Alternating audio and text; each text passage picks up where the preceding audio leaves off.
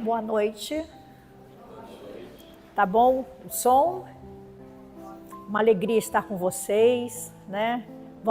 Para muitos, nós estamos reiniciando, né? Iniciando nosso ano, né? Um ano de muita perseverança, muita fé, muita luta, uma boa luta, um bom combate, porque é assim que Jesus quer. Que a gente sejamos fortes, corajosos, né? Perante todas as dificuldades, porque irão aparecer na vida de qualquer um, mas depende de como nós iremos reagir a essa situação, né? Então é uma alegria estar com vocês, que essa noite seja abençoada pelo nosso Mestre Jesus, hoje, agora e sempre. Nossa noite, nossa reflexão é do livro Vinha de Luz, é da lição 152, Cuidados. Lição chamada Cuidados. Interessante isso, né? Como essa palavra já chega a ser forte para a gente. Cuidados. Cuidados nós podemos analisar como um cuidado de saúde física. Nos cuidamos. Podemos analisar também cuidados na nossa palavra, nas nossas atitudes, né? Podemos também dizer cuidados para os nossos pensamentos, as nossas ações. Está escrito, cuidados. Então, já é um alerta muito grande e vindo de Chico, de Emmanuel e do Evangelho de Jesus, com certeza é um cuidado muito amoroso, saudável e que nós podemos chamar que é um despertar. Que nós possamos analisar as palavras de Emmanuel, porque Emmanuel é um espírito muito forte na sua fala, na sua decisão. E nós falamos que ele não passa a mão, muito sincero. Então, nesse momento, na hora que eu li sobre qual seria o texto que ele tira do Evangelho e traz e faz uma reflexão, eu fiquei até meio assim, preocupada, porque assim, não é fácil. No mundo de hoje, falar, não vos inquieteis. Não é fácil. Quem de nós não ficamos ansiosos, inquietos, com medo? Nós vivemos numa época que nós estamos diretamente a uma doença muito séria, que é a ansiedade. Os médicos falam que é o mal do século. Nós temos a ansiedade da criança ao idoso. Quem de nós podemos dizer que nós não ficamos inquietos, ansiosos perante as nossas dificuldades? E essa ansiedade, muitas das vezes que a gente imagina, não é no momento só, um período da nossa vida. Por muitas vezes acompanha da gente de criança ao idoso. Se a gente perceber verdadeiramente, assim, sendo sincero, durante o dia, nos traz sempre uma ansiedade, por qualquer coisa. Ao ponto que, às vezes, o nosso cardíaco, o nosso centro de força, o nosso chakra sente e se congestiona. Aí que nós recebemos o passe magnético, porque é o centro das emoções. Então, ele não aguenta por muito tempo a ansiedade, dá um bloqueio energético que nós chamamos no passe magnético. E essa ansiedade vai de uma tal maneira aumentando que afeta o nosso frontal, que é do pensamento, o coronário que nos liga a Deus. Centro de força coronário. Por que isso? Porque essa inquietação, ela provém da alma, mas ela afeta diretamente o nosso corpo. Por isso que nós estamos adoecendo tanto. Muito. Porque assim, a gente que participa de casas, né, faz atendimento fraterno, a gente tem horas que a gente se assusta sobre essa ansiedade que nós estamos passando nesse período. Que a gente, assim, muitas das vezes levamos para um lado muito negativo, que nós precisamos ficar atento que isso é também positivo. Não é para o nosso mal de todo. Está nos chamando a atenção para saber o que está te fazendo ficar ansioso e para se libertar, para ir à luta. Por que nós estamos ansiosos? Sempre tem um gatilho, né? Então, assim, esse trecho que está em Mateus, esse versículo, né, que foi Jesus que falou, me deixou inquieta. Quando eu li, eu fiquei inquieta. Eu falei, meu Deus, não vos inquieteis, pois pelo dia de amanhã. Eu já fiquei pensando, eu falei, já estou preocupada com amanhã. Como é que é isso? Porque o dia de amanhã cuidará de si mesmo. Aí eu analisei, eu falei, não é possível, né? O dia da manhã cuidará de si mesmo. Jesus não iria passar uma mensagem dessa para trazer para a gente o comodismo. Não cabe a Jesus, nosso guia. Não é comodismo. Tem que ter algo muito maior que eleva a nossa alma, essa frase. Cuidará de si mesmo. Será que vai trazer para a gente uma irresponsabilidade, uma frieza perante os problemas? Não. Amanhã cuidará por si mesmo, não preciso fazer esforço nenhum, mas eu estou inquieta. Será que Jesus iria trazer algo tão valioso que nós iríamos ficar engessado no comodismo? O incrível que pareça, diz Emmanuel que a gente está muito mais ligado a essa deixar para o amanhã do que resolver. Durante a reflexão, ele fala muito sobre isso. Está em nós ainda o deixar para depois, que tudo se resolve sem uma ação.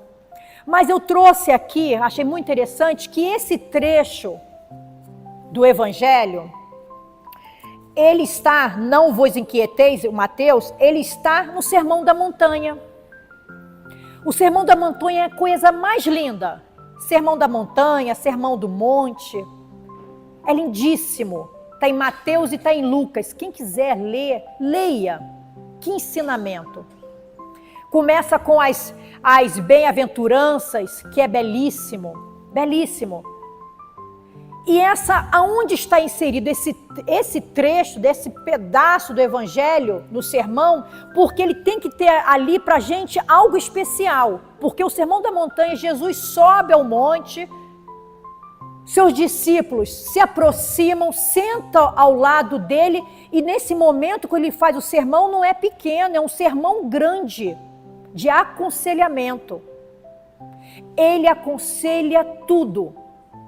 Ele fala sobre a bondade de Deus, ele fala sobre os profetas, fala sobre não matarás, fala sobre a vingança, a bem-aventuranças, e ele fala sobre a parte da ansiedade, da inquietude, fala da oração, fala do jejum, tudo no Sermão da Montanha, para nos fortalecer. Você imagina?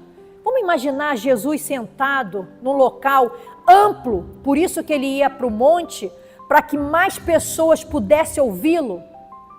E lá ele ia falar, passar um ensinamento que até hoje nós temos dificuldade de compreender e executar.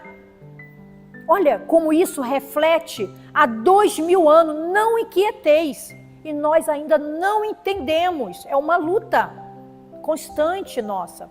Mas, como está no Sermão da Montanha, nós temos que entender que o Sermão da Montanha é um convite para que as pessoas se eduquem, pratiquem o ensinamento de Jesus. Então, naquele trecho de Mateus, é educativo para a nossa alma. O Sermão da Montanha é uma fonte de esperança e consolo para os que sofrem.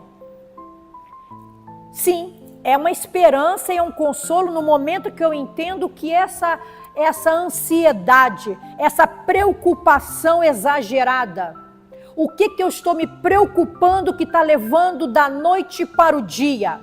Porque, o incrível que pareça, a inquietude, elas têm que estar diretamente ligada à aceitação. A palavra aceitação. Porque muitas das vezes ficamos inquietos porque nós não aceitamos. Aceitar. Então fala assim, o Sermão da Montanha é um desafio para que as pessoas se tornem melhores e atendam ao ser perfeito. Jesus também falou, está em Mateus, sobre seres perfeito. A gente escuta muito falar, nossa, mas perfeito, neste mundo de prova e expiação, perfeito, nós sabemos, perfeito é Deus. Por que ele está cobrando isso a gente assim, seres perfeito? Seja perfeito é um convite para que nós possamos aprender sobre os seus ensinamentos e executá-lo.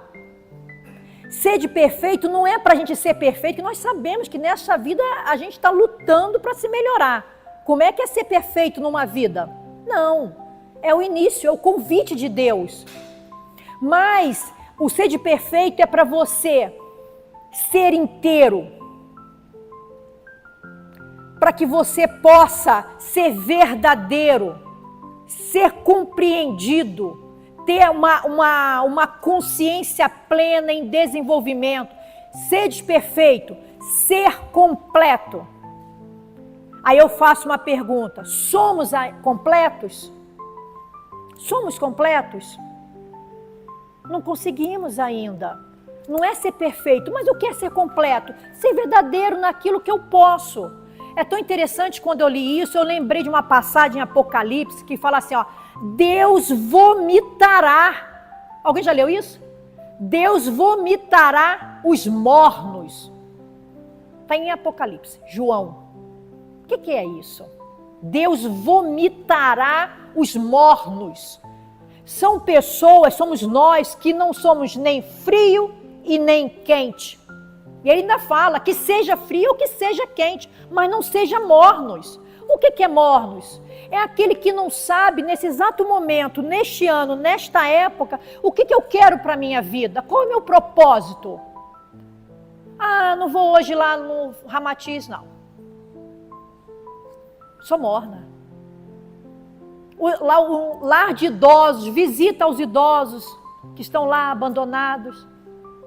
Ah, não sei, uma pessoa te chama. Ah, não sei, não vou. Você acredita em Deus? Sabe que eu não sei? Eu nem pensei sobre isso. É aquele que às vezes fala assim, não, eu sou até bom, mas não faço bem. Tem que ser bom e fazer o bem. Então o convite de Deus é para que nós não sejamos mornos, sejamos intensos, decisivos, decidir o que eu quero, ter propósito. O tempo está passando, o chamado é muito grande. Eu falo chamado porque se nós observarmos quantas mensagens espirituais nós estamos recebendo em todas as casas espíritas e fora dela. Quantas psicografias, quantos livros, trabalho de Chico, trabalho de Valdo, e tantos. Olha quantas mensagens. E somos mornos.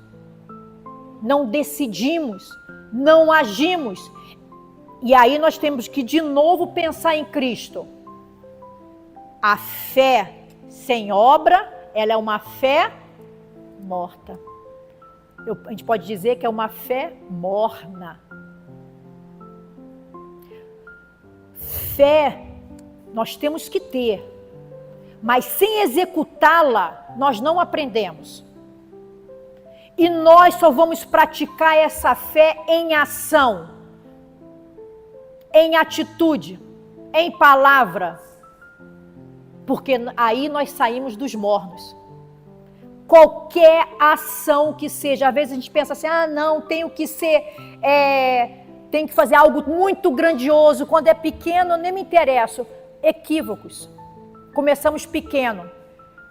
Coisas pequenas, nós vamos tornando-nos tão habilidosos nas ações pequenas, que daqui a pouco nós estamos fazendo as grandes coisas. Nós começamos pequeno, aprendemos pequeno, para que nós possamos nos fortalecer e fazer. Então não podemos esperar essa perfeição. Precisamos ser bastante verdadeiro conosco para ser perfeito. Então, o Sermão da Montanha é uma mensagem que convida a ter fé, mas praticar as boas ações, amar a Deus. Essa é o porquê do sermão, de como que o Espiritismo vê o Sermão da Montanha, aonde está inserida a mensagem de Emmanuel. Aí logo a seguir, no trecho dessa lição, ele fala assim, ó, os preguiçosos. Olha só, se a gente já ficar ofendido, a gente tem que até que analisar, né?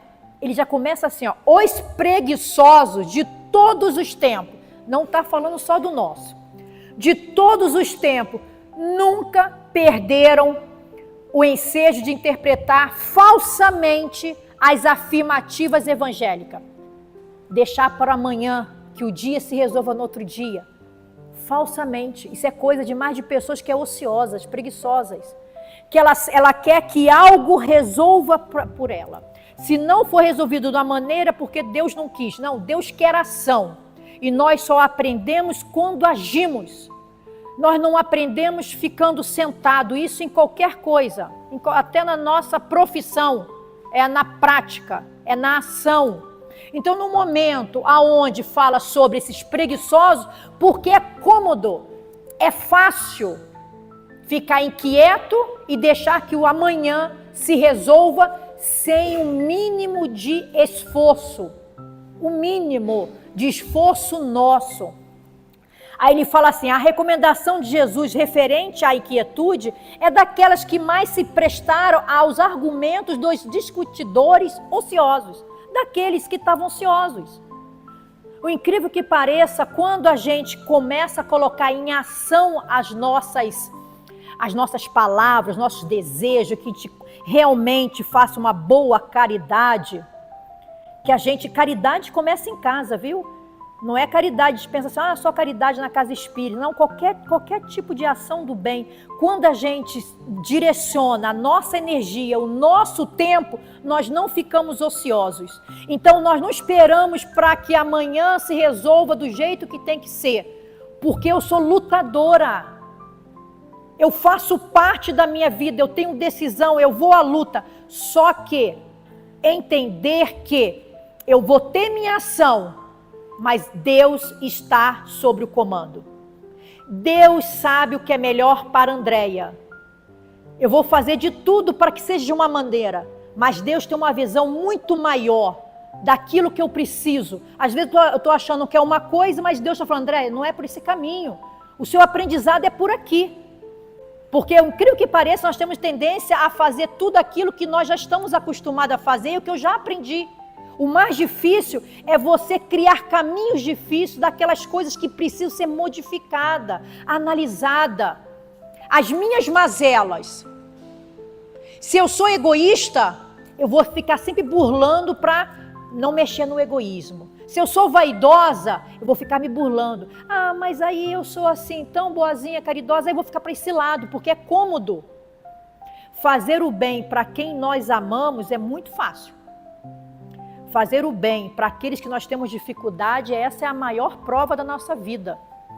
Fazer o bem sempre. Essa é a proposta. Porque é muito fácil amar quem nos ama. É fácil demais, gente. A proposta de Jesus é que a gente possa amar e a entender, a respeitar todos aqueles que têm dificuldade conosco. Essa é a proposta da nossa reencarnação. Senão seria muito fácil. Quem é aquele que provoca na gente um rebuliço? Aquela coisa assim aquela mal-estar. Ele é a escada do nosso progresso, incrível que pareça. Esse dia eu estava analisando sobre isso, né? Pessoas que te incomodam. Pessoas que faz você falar assim, meu Deus, deixa eu rezar um Pai Nosso, porque senão não sei o que eu faço. As pessoas que a gente chama de difíceis. Eles são colocados em nossa vida para que nós possamos passar pelas promoções de vida. Promoções divinas, porque no momento que eu tenho uma sabedoria, uma tolerância, uma humildade, o silenciar, a paciência perante aqueles que eu tenho dificuldade, eu subi de posto.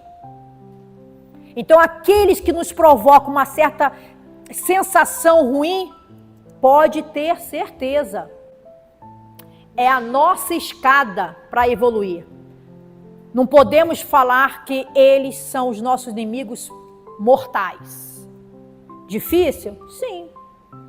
Precisamos conviver com pessoas que são extremamente difíceis? Muitas das vezes não.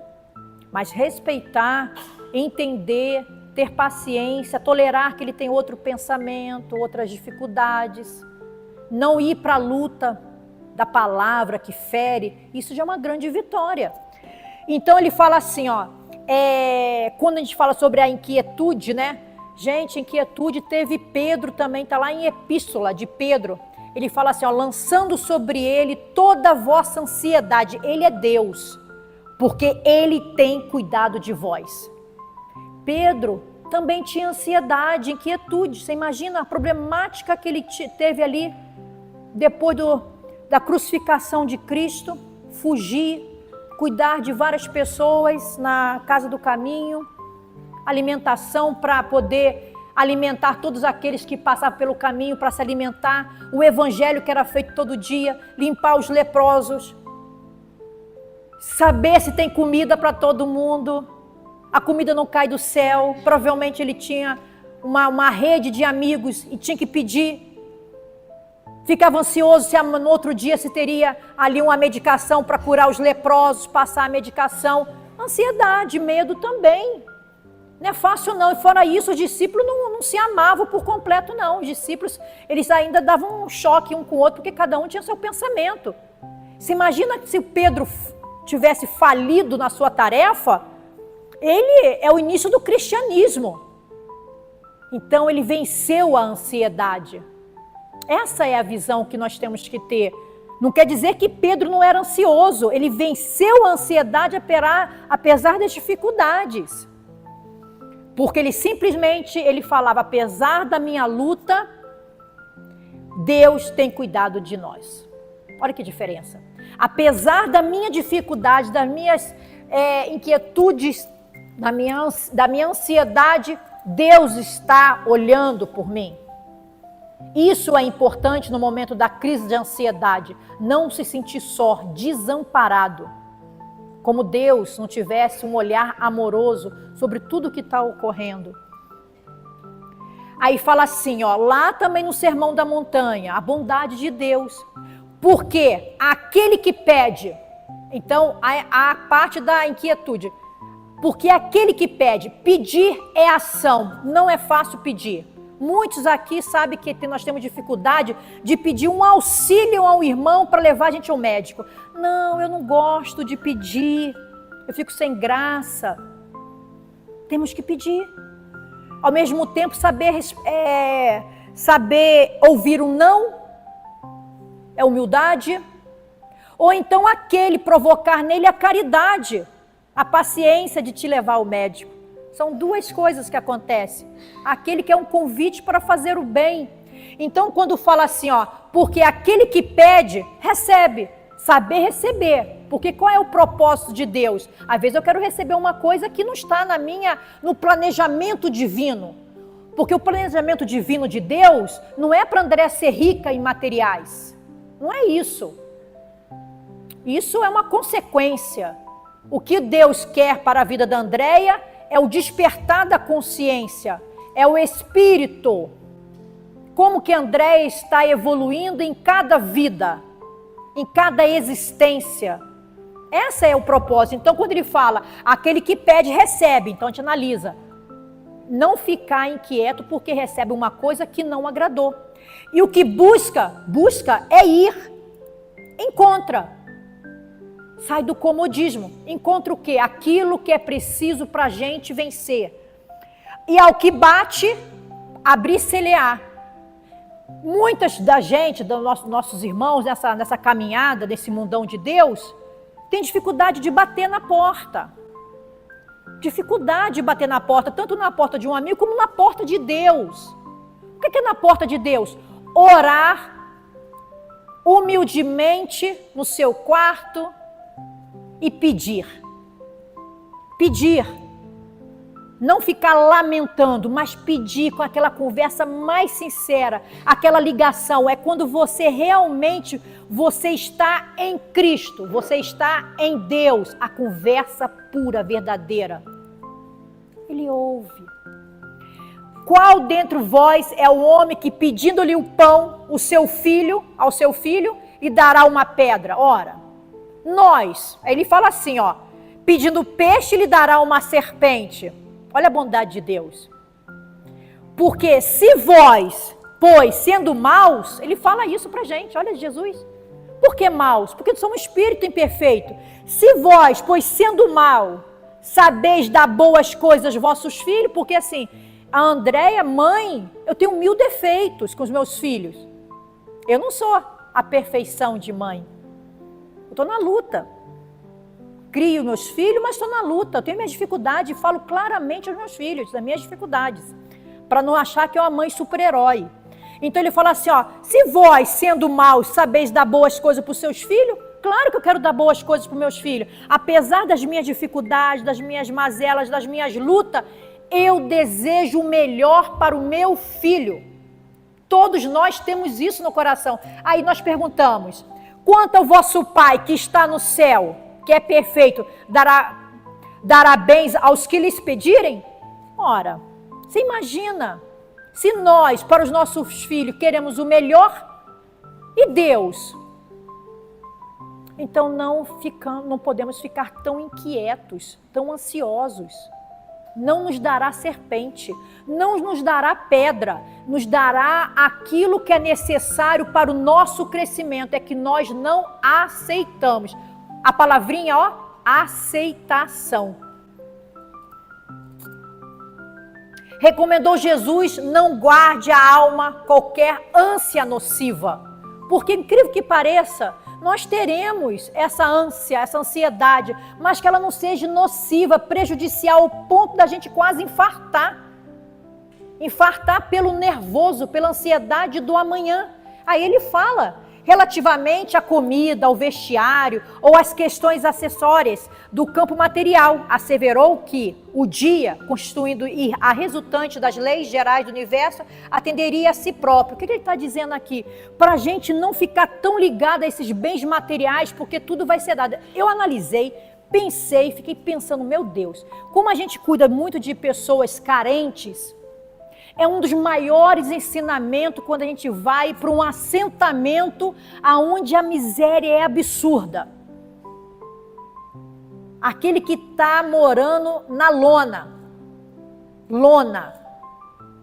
Aí eu cheguei, eles me pedem alguma coisa, aí nós fazemos um mutirão, levamos coisa, aí ela falou assim, a senhora tal não tinha nada para comer aquela noite, e estava sem comida, não tinha janta, não tinha gás. Aí eu perguntei, mas como ela ficou?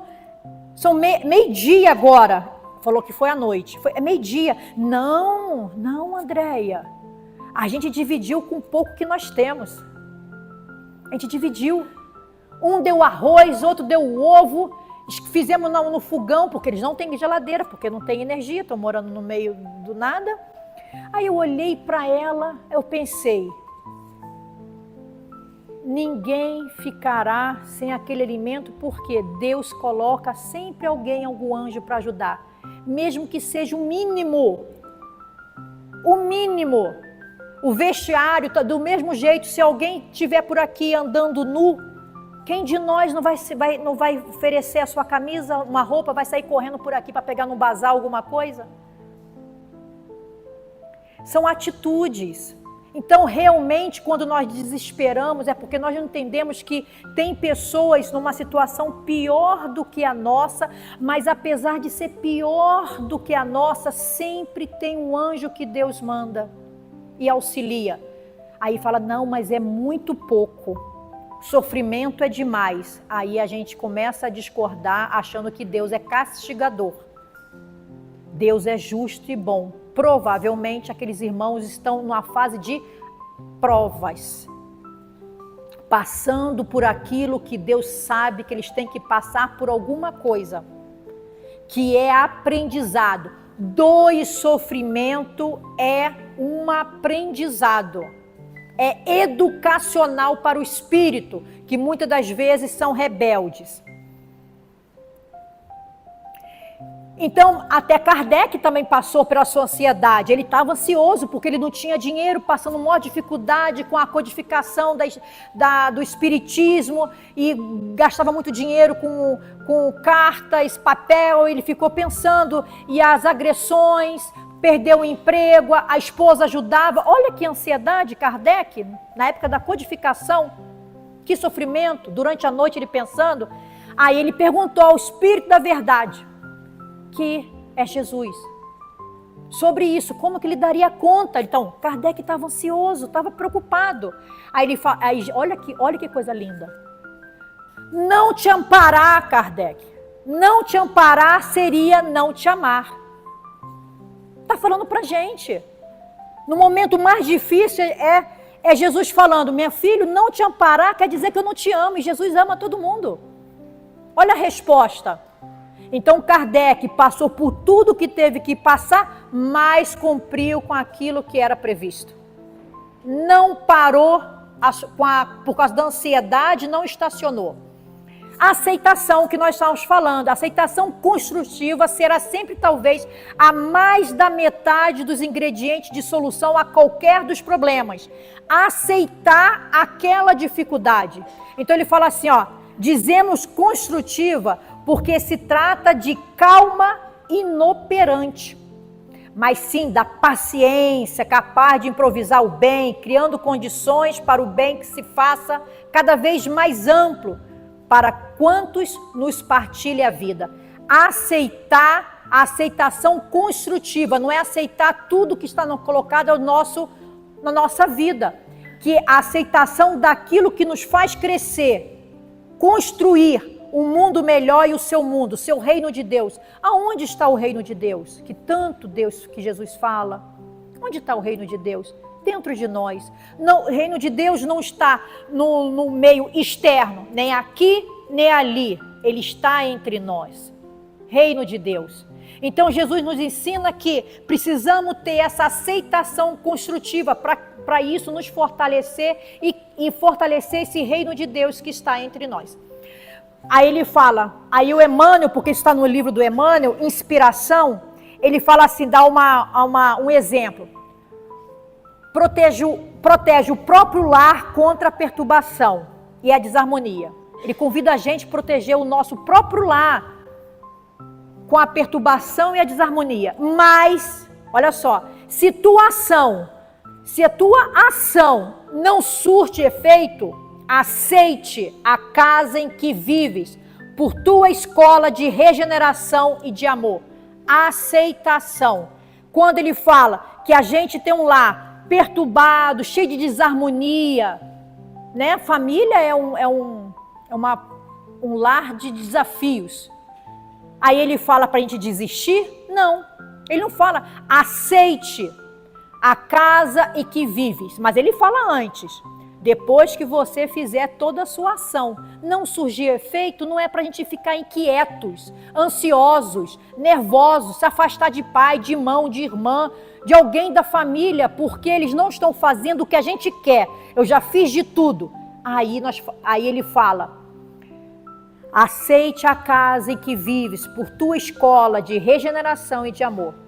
Educa o parente difícil como puderes. Educa, porque nós estamos aqui para um auxiliar. Se ele está mostrando sinais que está indo para um lugar errado, estranho, difícil, eduque. Entretanto, se esse mesmo familiar prossegue difícil, abraça-o, tal qual é, para que aprenda, quem aprender é a gente, a tolerância e a humildade. Aceitação. Precisamos aceitar para melhor nos curar sobre a ansiedade. O Batuíra fala uma frase muito, muito bonita que eu acho, que ele fala assim, as lutas são grandes. São mesmo. As nossas lutas são grandes. Convenhamos, entretanto, do fundo de cada problema surge de inesperado a misericórdia divina. A misericórdia divina, ela está presente na nossa vida, tão oculta, que nós não sabemos definir onde está a mão de Deus. Aquelas coisas que a gente não tem noção é a misericórdia divina sobre a nossa vida. Para finalizar, Santo Agostinho, ele fala assim, que eu acho linda. Apaixonar-se por Deus é o maior dos romances. Já pensaram em apaixonar por Deus? Se apaixonar por Deus É um dos maiores romances. Olha que a gente fica tentando, né, encontrar a metade da laranja, não é isso? Doido para encontrar o lado. Às vezes é um limãozinho, mas tá bom também. Mas entende que a gente fica atrás desse romance. E aí eu fiquei atenta. Apaixonar-se por Deus é o maior dos romances. E nós ficamos presos nos romances mais dos relacionamentos. Às vezes até relacionamentos frágeis e rasos. Queremos romance. Enquanto Deus está ali para a gente se apaixonar por Ele, entender. Procurá-lo, a maior das aventuras. Aqui deve ter muitas pessoas que são aventureiras. Gostam da vida, da aventura. E está tudo bem, é ótimo. Se aventurar na vida, se divertir, ser aventureiros. Nós temos pessoas com essas personalidades. Mas aí eu te pergunto, procurar Deus é a maior das aventuras. Nós procuramos Deus como uma aventura. Aventura é sorrir, ficar bem, ir atrás. Será que a gente faz isso? Que aventura é essa que nós podemos produzir em nós? Procurar Deus é das maiores aventuras. Porque também não é fácil. Não é fácil. No momento que a gente começa a decidir a se apaixonar por Deus, começamos a querer ter aventuras, procurar Deus. Aí ele fala, encontrá-lo, a maior de todas as realizações. Olha que lindo. Encontrar Deus verdadeiramente em nossos corações é a maior de todas as realizações. Entender, confiar, ter fé nele. Saber que Ele nos governa, sabe quem somos nós. Ele sabe o que nós precisamos. Então, quando ele fala encontrá-lo, maior de todas as realizações da alma. Você pode ver nos grandes espíritos bondosos, quando fala de Deus, você sente, por exemplo, eu vou trazer Emmanuel, nós estamos falando de Emmanuel, quando Emmanuel fala de Deus, você sente a paixão. Chico, vamos trazer Chico, que estava encarnado entre nós. Ele fala de paixão. Então o Chico, ele se apaixonou. O Chico, ele procurou. E o Chico encontrou Deus. E essa mensagem de Santo Agostinho é para todos os filhos de Deus. É um convite para que todos possam realmente encontrar Deus e vivenciá-lo constantemente. Que Deus possa nos abençoar, que possamos ter um ano de muitas realizações, de encontros íntimos com Deus. Sabemos que nós atravessamos nossos desertos íntimos, aqui deserto, durante a noite, nossos questionamentos, mas naquele momento, se apaixone por Ele. Encontre Deus, que Ele vai estar sempre aos vossos lados. Que tenhamos uma noite abençoada. Vamos nos preparar para o passe?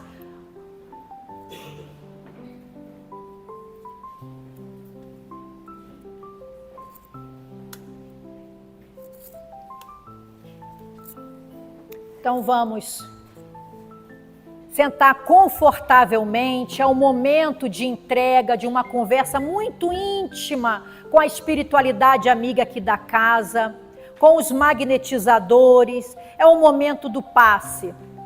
Mestre Jesus, que os nossos irmãos possam receber tudo aquilo que ele necessita para o seu corpo físico e espiritual. Que cada célula possa receber a energia que vem do Mestre Jesus. Peço apoio à equipe dos magnetizadores, dos médicos, dos enfermeiros, das medicações que estão vindo do astral, que nós possamos receber, abençoar, agradecer as bênçãos de Deus. Eleve o pensamento, converse, se apaixone por Deus, converse no íntimo o que você precisa. De um conselho, se houver uma dor, eleve seu pensamento ao local da dor, mentalize, peça a sua cura, a sua bênção. que o coração possa sentir em paz. Mestre Jesus, obrigada, Senhor, pelo carinho, pela atenção, que possamos seguir firme o seu caminho, que é a verdade, a vida. Obrigada, Pai, por tudo, que assim seja. Que possamos voltar para os nossos lares com essas bênçãos recebidas aqui nesta casa que nos acolhe, com as bênçãos dos nossos mentores, nossos anjos da guarda, que a todo instante nos impulsiona para o bem, que possamos voltar com a paz de Cristo nos corações. Que assim seja.